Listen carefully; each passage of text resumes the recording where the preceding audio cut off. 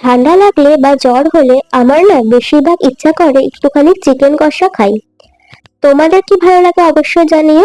আজকের লাঞ্চে প্রথমে আছে গরম গরম সাদা ভাত, এর সাথে আছে বরবটি ভাজা আর এক পিস গরম গরম মাছ ভাজা। গরম মাছ ভাজা হলে কিন্তু একদম লাঞ্চটা সেরা হয়। এরপরে আছে থোড় ভাজা, কিন্তু আমি তো থোড় ভাজা খাই না। তার সাথে আজকে আছে আমড়া দিয়ে টক ডাল। তবে আজকে আমি টক ডালটাও খাবো না, কারণ গলা শুনে আশা করি বুঝতেই পারছো যে কতটা পরিমাণে ঠান্ডা লেগেছে।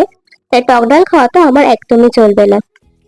আর তারপরে আছে যে জিনিসটা খেতে আমার খুব ইচ্ছা করছিল, সেটাই চিকেন কষা। লাল লাল চিকেন কষা, কিন্তু অতটাও ঝাল ঝাল নয়।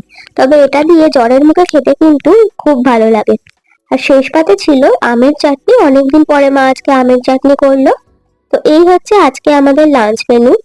তোমাদের এই ভিডিওটা কেমন লাগলো অবশ্যই জানিও। আজকের মতো ভিডিওটা এতটাই।